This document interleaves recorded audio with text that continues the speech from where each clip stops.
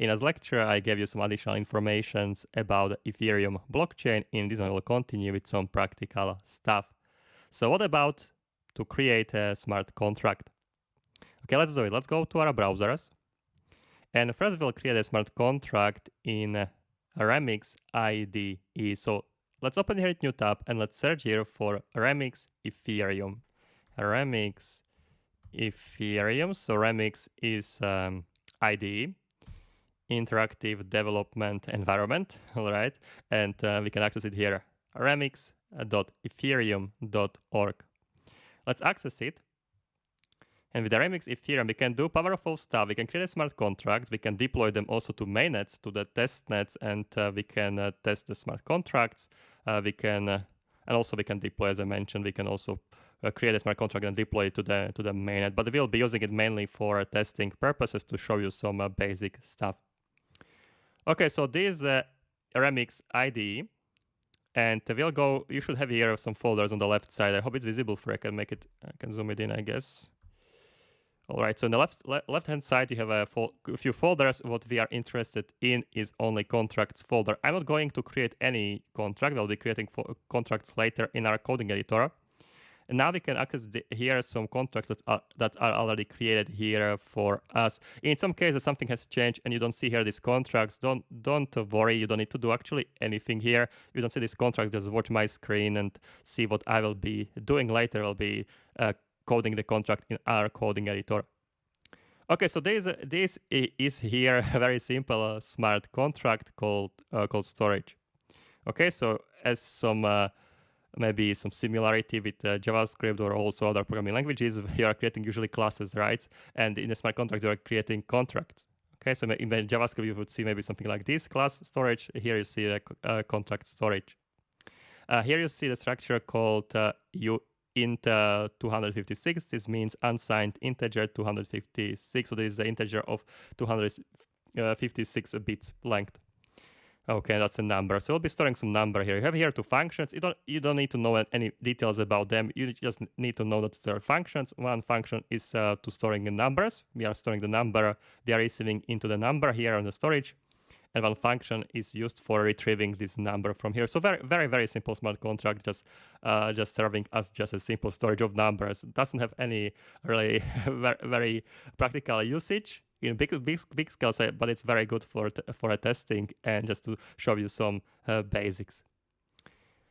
All right, so that's our smart contract. But when we want to interact with our smart contract, we need to deploy it to the network. Okay, but how can we do it?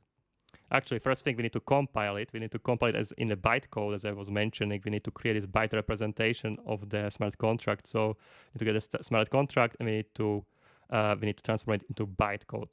Also about the bytecode in much details, I'll be talking in another lecture.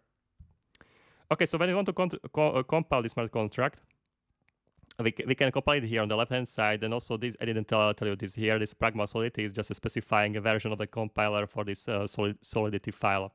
Okay, so it has to be larger than 0.70 and smaller than 0.90, the compiler. Okay, so now let's go to the left-hand side here to this Solidity compiler here. We are specifying here a version of the compiler. We have here multiple versions. I will go with the 0.8.4 version. You can also click at the same version.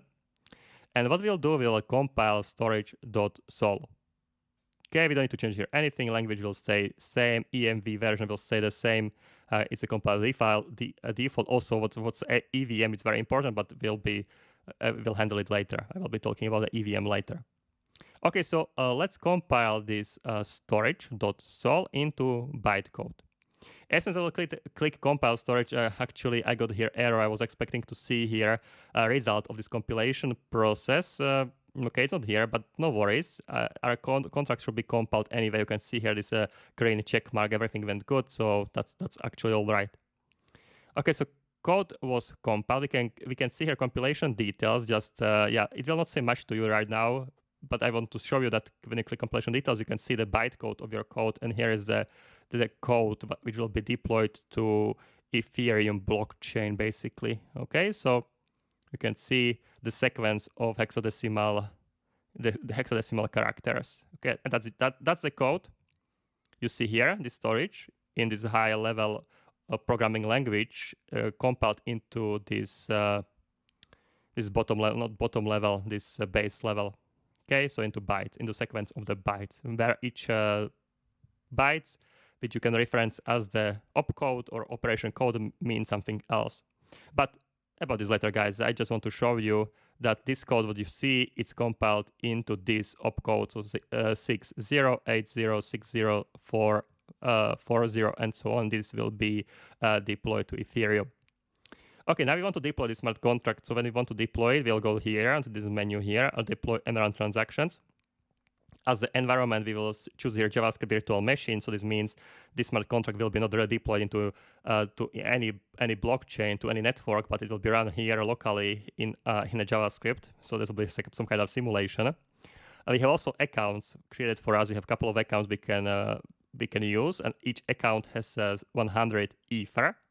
All right, and then we have some gas limit. About gas limits, I will be talking later because that's for a separate lecture. What I can tell you now, gas limit serves as the way to pay for the transactions, because in Ethereum network, you need to pay for the transaction. So when you want to create a transaction or you want to deploy smart contracts, you need to pay for it, and you are using these gas units here for it. But about this, again, I'm saying always later, but yeah, we need to be patient and we need to get through all of the lectures. Okay, so when we are happy with the settings, which the default settings should be completely fine, we can click here deploy, and this will be deployed to the network.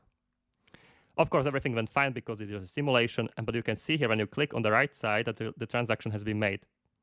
Okay, so you can see it through transaction, mined, and execution success. Here you have a transaction hash. What does it mean also? Well, hashes are a very important part of the crypto network, so this will handle in a separate lecture. What's important here is that the transaction was made from this account. You can see it here from, and that's the account here. This is 0x5b3. This is the account the transaction has been made from. And you can see we have paid for a transaction because we don't have any longer 100 Ether, but we have 99.9999, okay? And there is also gas we have to pay for, and execution costs. That's not really important, but what's important here is the from and the to. And the to here, you can see there is no address, because when you are deploying smart contracts, the recipient of the recipient address is basically zero address. So this will be not any address, but this will be 0x and 32 or 64 zeros in the case, not 64, but 40 zeros, because the address is to 20 bytes. Okay, so when you are creating smart contract, I can actually draw it here. When you're creating smart contract, I will choose here a new paper. Okay. So when you're creating smart contract, you are creating transactions, right? So you're creating transaction, and you need to provide from this your address from which you are creating transactions from. So this will be your user address, 20 bytes here. Okay, 20 bytes.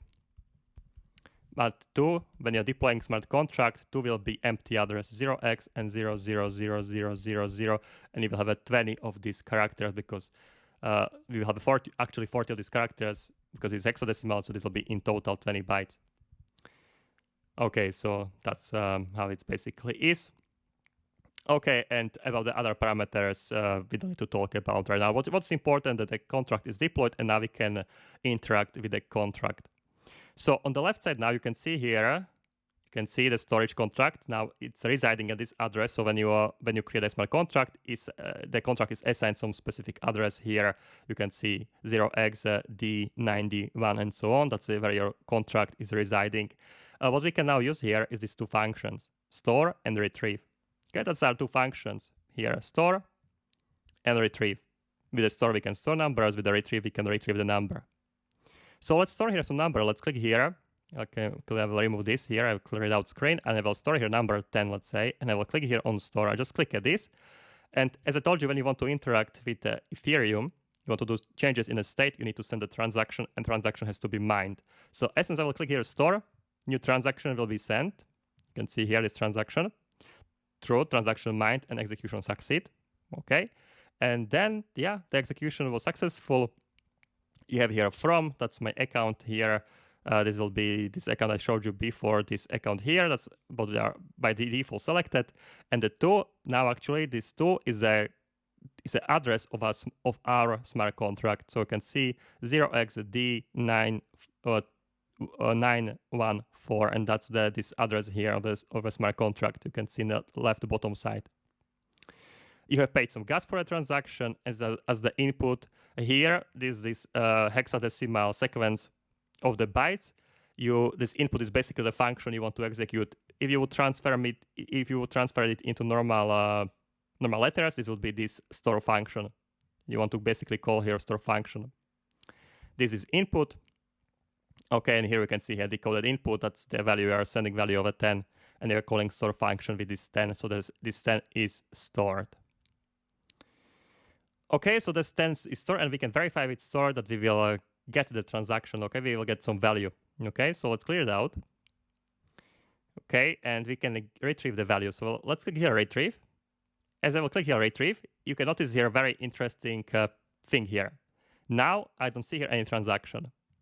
I can see here something called call, and you can see no transaction has been mined now. When we have been clicking here store, we have been storing, we have been changing Ethereum state. We have to create a transaction. We have to pay for a transaction to do the changes in Ethereum state. But in the case of a retrieve, we didn't have to do this. We just simply got the number 10 back. You can see here we got back number 10 here. And also when I'll get here, I should get here 10. You can see the code output, we got the output of 10. That's the thing. When you want to do changes in Ethereum, in Ethereum state, you need to send the transactions and you need to pay for them. But when you want to get the data back from Ethereum network, you don't need to pay for them. You just simply will get them.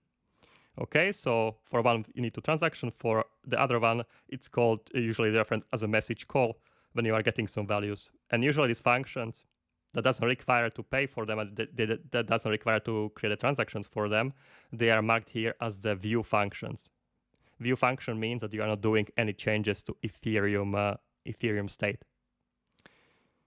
Okay, but that was just a basic overview about a smart contract. So you have a smart contract. Now it's residing on the Ethereum network. When we want to interact with the contract, we need to, of course, first deploy it, and then we need to send the transactions to a contract, and we need to specify what functions we want to call.